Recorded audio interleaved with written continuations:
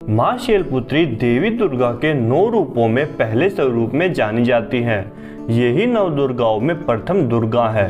पर्वतराज हिमालय के घर पुत्री रूप में उत्पन्न होने के कारण इनका नाम शैलपुत्री पड़ा। नवरात्र पूजन में प्रथम दिवस इन्हीं की पूजा और उपासना की जाती है। इस प्रथम दिन की उपासना में योगी अपने मन को मूलाधार चक्र में स्थित करते हैं। यहीं से उनकी योग साधना का प्रारंभ होता है। माँ शैलपुत्री का निवास स्थान हिमालय कैलाश है तथा उनके अस्त्र त्रिशूल और कमल है। उनके जीवन साथी भगवान शिव शंकर हैं तथा उनकी सवारी वृषभ अर्थात बैल है। चलिए अभी माँ शैलपुत्री के जन्म की कहानी भी जान लेते हैं।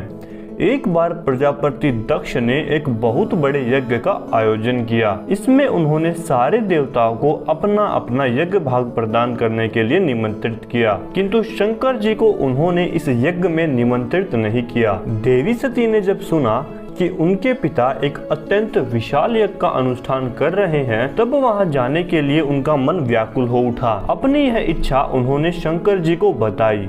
सारी बातों पर विचार करने के बाद उन्होंने कहा, प्रजापति दक्ष किसी कारणवश हमसे रूठे हुए हैं।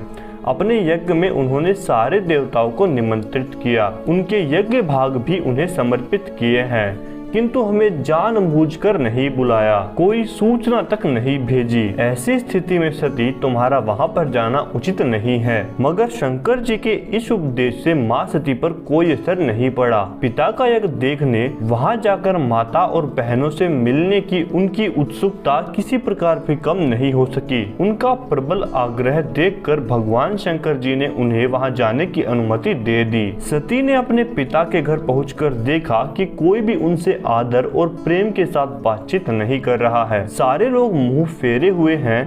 केवल उनकी माता ने स्नेह से उन्हें गले लगाया। बहनों की बातों में व्यंग और उपहास के भाव भरे हुए थे। परिजनों के इस व्यवहार से उनके मन को बहुत कलेश पहुंचा। उन्होंने ये भी देखा कि वहां पर भगवान शिव शंकर के प्रति तिरस्कार का भाव भरा हुआ है। दक्ष ने उनके प्रति कुछ अपमानजनक वचन भी कहे। यह सब सुनकर माँ सती का हृदय क्षोभ, ग्लानि और क्रोध से भर उठा।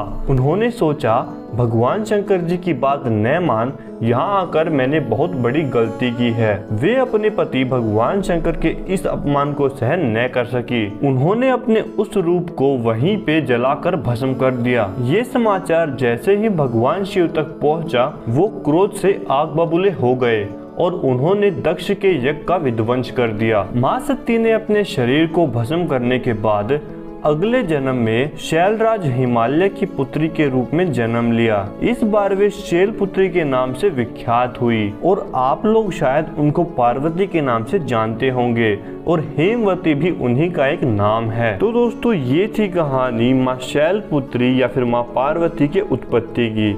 मैं उम्मीद करता हूँ ये कहानी आपको अच्छी लगी होगी। हमारे चैनल के सभी दर्शकों को नवरात्रों की हार्दिक शुभकामनाएं।